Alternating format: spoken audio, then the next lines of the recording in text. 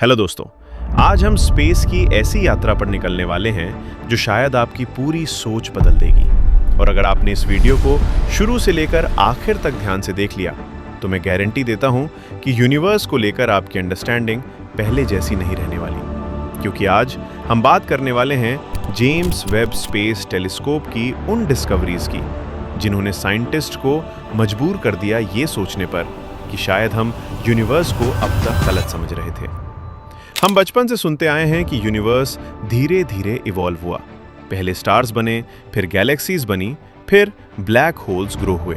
लेकिन James Webb जो data भेज रहा है वो कह रहा है कि शायद शुरुआत में चीजें हमारी सोच से कहीं ज्यादा फास्ट, ज्यादा वॉयलेंट और ज्यादा स्ट्रेंज थीं।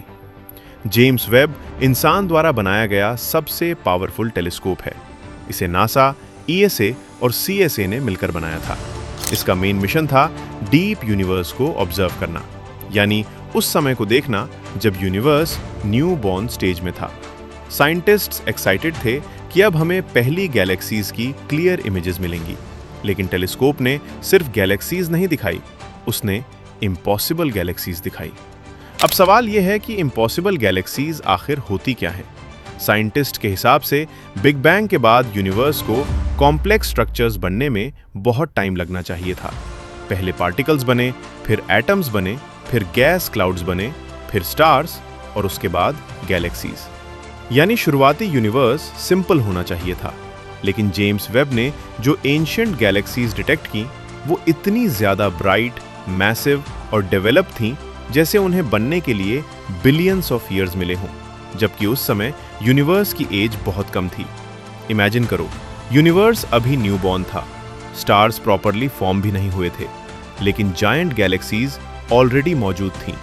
यही चीज साइंटिस्ट्स को सबसे ज्यादा डिस्टर्ब कर रही है, क्योंकि अगर इतनी बड़ी गैलेक्सीज इतनी जल्दी बन गईं तो इसका मतलब है कि हमारी करंट टाइमलाइन इनकम्प्लीट हो सकती है। और यहीं से शुरू होती है सबसे डेंजरस मिस्ट्री। जेम्स वेब ने डीप इंफ्रारेड ऑब्जर्वेशंस के दौरान कुछ ऐसे ब्लैक होल्स भी डिटेक्ट किए जो साइंस के हिसाब से एग्जिस्ट ही नहीं करने चाहिए थे। नॉर्मली ब्लैक होल्स स्टार्स के कोलैप्स से बनते हैं, फिर वो धीरे धीरे मैटर एब्जॉर्ब करके ग्रो करते हैं। इस प्रोसेस में मिलियंस या बिलियंस ऑफ ईयर्स लगते हैं। लेकिन जेम्स वेब ने ऐसे ब्लैक होल्स डिटेक्ट किए जो बिग बैंग के सिर्फ कुछ 100 मिलियन ईयर्स बाद ही बिलियंस ऑफ सन्स जितने मैसिव बन चुके थे। अब सोचो, यूनिवर्स खुद अभी बच्चा था, गैलेक्सीज स्टेबल नहीं थीं, लेकिन जायंट ब्लैक होल्स ऑलरेडी मौजूद थे। आखिर ऐसा कैसे पॉसिबल है? साइंटिस्ट्स ने कैलकुलेशंस की, सिमुलेशंस चलाईं, लेकिन कोई एग्जैक्ट आंसर नहीं मिला, क्योंकि करंट फिजिक्स के हिसाब से इतने कम समय में इतना मैसिव ब्लैक होल बनना ऑलमोस्ट इम्पॉसिबल है। और यहीं रिसर्चर्स ने एक डेंजरस थ्योरी पर ध्यान देना शुरू किया, direct collapse black hole theory. इस थ्योरी के हिसाब से शुरुआती यूनिवर्स में कुछ जायंट गैस क्लाउड्स सीधे कोलैप्स होकर ब्लैक होल्स बन गए होंगे, बिना स्टार्स बने। यानी इमेजिन करो, एक पूरा कॉस्मिक क्लाउड अचानक ग्रेविटी के कारण कोलैप्स हुआ और सीधे एक मॉन्स्टर ब्लैक होल बन गया। अगर ये थ्योरी सही हुई तो इसका मतलब होगा कि अर्ली यूनिवर्स में फिजिक्स हमारी करंट अंडरस्टैंडिंग से अलग थी। लेकिन कहानी यहां और ज्यादा इंटरेस्टिंग हो जाती है। जेम्स वेब ने सिर्फ ब्लैक होल्स और गैलेक्सीज नहीं डिटेक्ट किए, उसने शुरुआती यूनिवर्स में ऐसी केमिकल सिग्नेचर्स भी डिटेक्ट की जिन्होंने साइंटिस्ट्स को कंफ्यूज कर दिया। कुछ गैलेक्सीज में हेवी एलिमेंट्स अनएक्सपेक्टेडली ज्यादा मिले। नॉर्मली हेवी एलिमेंट्स स्टार्स के अंदर बनते हैं और सुपरनोवा एक्सप्लोजन्स के दौरान फैलते हैं। यानी हेवी एलिमेंट्स बनने के लिए कई जनरेशंस ऑफ स्टार्स चाहिए होते हैं। लेकिन शुरुआती यूनिवर्स में इतनी जल्दी हेवी एलिमेंट्स का मिलना साइंटिस्ट्स के लिए शॉकिंग था। मतलब या तो स्टार्स बहुत तेजी से बने और एक्सप्लोड हुए, या फिर यूनिवर्स के शुरुआती कंडीशंस हमारी इमेजिनेशन से भी ज्यादा एक्सट्रीम थीं। अब यहां जेम्स वेब की सबसे बड़ी ताकत समझना जरूरी है।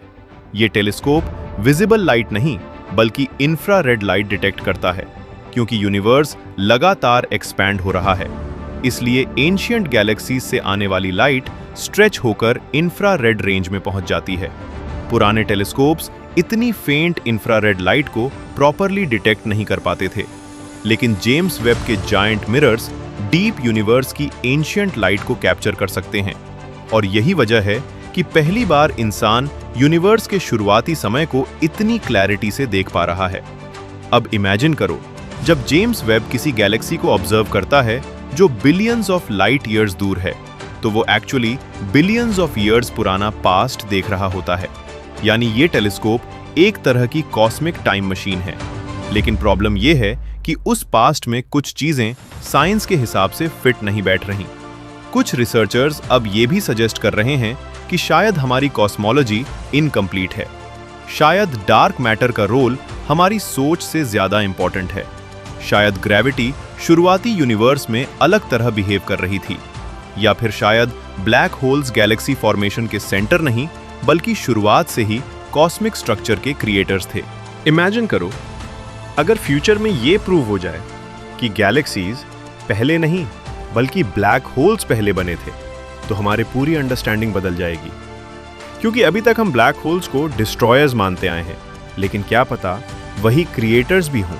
और शायद यही जेम्स वेब की डिस्कवरी का सबसे डेंजरस हिस्सा है कि जितना ज़्यादा हम यूनिवर्स को समझने की कोशिश कर रहे हैं, उतना ज़्यादा एहसास हो रहा है कि हम अभी भी बहुत कम जानते हैं।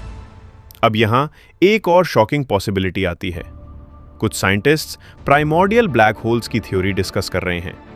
इस थ्योरी के अनुसार कुछ ब्लैक होल्स स्टार से नहीं बल्कि डायरेक्टली बिग बैंग के दौरान बने होंगे।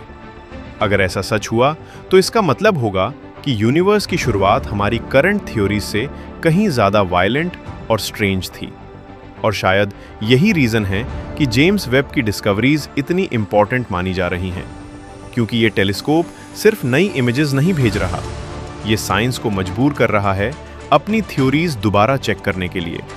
साइंस हमेशा एविडेंस पर चलती है। जब नया एविडेंस आता है तो थ्योरीज बदलनी पड़ती हैं, और अभी जेम्स वेब एग्जैक्टली वही कर रहा है। वो हमें ये एहसास दिला रहा है कि यूनिवर्स उतना सिंपल नहीं जितना हमने टेक्स्ट बुक्स में पढ़ा। आज जेम्स वेब लगभग 1.5 मिलियन किलोमीटर दूर L2 पॉइंट पर मौजूद है, जहां से वो डीप यूनिवर्स को कंटिन्यूअसली ऑब्जर्व कर रहा है। उसके मिरर्स इतने सेंसिटिव हैं कि वो बिलियंस ऑफ ईयर्स पुरानी फेंट लाइट तक डिटेक्ट कर सकते हैं।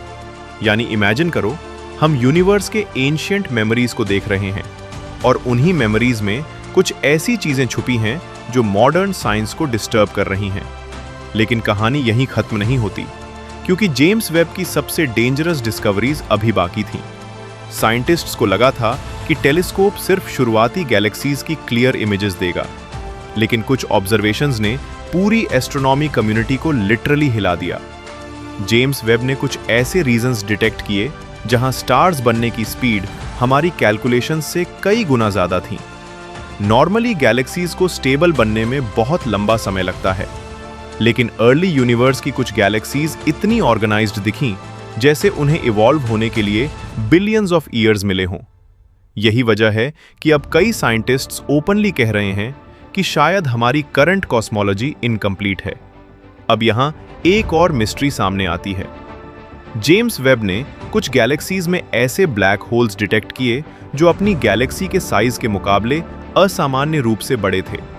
यानी गैलेक्सी छोटी थी, लेकिन उसके सेंटर में मौजूद ब्लैक होल बेहद मैसिव था। नॉर्मली साइंटिस्ट्स मानते थे कि गैलेक्सीज पहले बनती हैं और फिर ब्लैक होल्स ग्रो करते हैं, लेकिन अब कुछ ऑब्जर्वेशंस ये हिंट दे रहे हैं कि शायद कई मामलों में ब्लैक होल्स पहले बने और गैलेक्सीज बाद में उनके आसपास फॉर्म हुई। अब सवाल ये उठता है कि आखिर ये ब्लैक होल्स इतने तेजी से ग्रो कैसे हुए? साइंटिस्ट्स इसके लिए कई थ्योरीज डिस्कस कर रहे हैं। कुछ रिसर्चर्स मानते हैं कि शुरुआती यूनिवर्स में मैटर की डेंसिटी बहुत ज्यादा थी, जिससे ब्लैक होल्स तेजी से मास एब्जॉर्ब कर पाएं।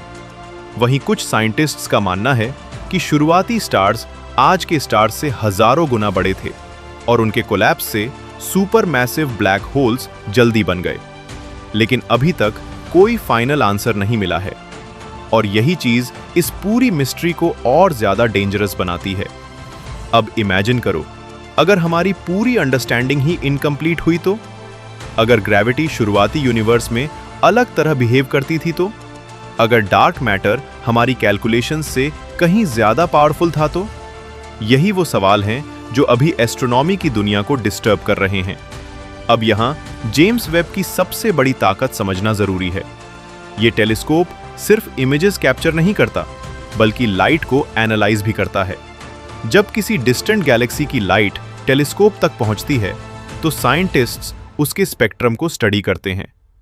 इसी प्रोसेस से पता चलता है कि उस गैलेक्सी में कौन-कौन से एलिमेंट्स मौजूद हैं। और यहीं जेम्स वेब ने साइंटिस्ट्स को सबसे ज्यादा शॉक दिया। कुछ एंशिएंट गैलेक्सीज में हेवी एलिमेंट्स अनएक्सपेक्टेडली ज्यादा मिले। नॉर्मली हेवी एलिमेंट्स स्टार्स के अंदर बनते हैं और सुपरनोवा एक्सप्लोजन्स के दौरान पूरे स्पेस में फैलते हैं। यानी हेवी एलिमेंट्स बनने के लिए कई जनरेशंस ऑफ स्टार्स चाहिए होते हैं। लेकिन शुरुआती यूनिवर्स में इतनी जल्दी हेवी एलिमेंट्स का मिलना ऑलमोस्ट इम्पॉसिबल माना जाता था। मतलब या तो स्टार्स हमारी सोच से कहीं ज्यादा तेजी से बने और एक्सप्लोड हुए, या फिर यूनिवर्स की शुरुआती कंडीशंस हमारी इमेजिनेशन से भी ज्यादा एक्सट्रीम थीं। अब सोचो, अगर फ्यूचर में ये प्रूव हो जाए कि हमारी करंट कॉस्मोलॉजी सिर्फ पार्शियली करेक्ट है, तो फिजिक्स की टेक्स्ट बुक्स बदल जाएंगी। और शायद यही रीजन है कि जेम्स वेब को मॉडर्न साइंस की सबसे रेवोल्यूशनरी मशीन कहा जा रहा है। कुछ साइंटिस्ट्स प्राइमोर्डियल ब्लैक होल्स की थ्योरी डिस्कस कर रहे हैं। इस थ्योरी के अनुसार कुछ ब्लैक होल्स स्टार्स से नहीं, बल्कि डायरेक्टली बिग बैंग के दौरान बने होंगे। अगर ऐसा सच हुआ तो इमेजिन करो, यूनिवर्स की शुरुआत इटसेल्फ जायंट ब्लैक होल्स के साथ हुई थी। और अगर प्राइमोर्डियल ब्लैक होल्स सच में एग्जिस्ट करते हैं, तो शायद वही डार्क मैटर का हिस्सा भी हो सकते हैं। अब इमेजिन करो, बिलियंस ऑफ ईयर्स पहले यूनिवर्स डार्कनेस, रेडिएशन और जायंट ब्लैक होल से भरा हुआ था, और उन्हीं स्ट्रक्चर्स के आसपास गैलेक्सीज बनने लगी।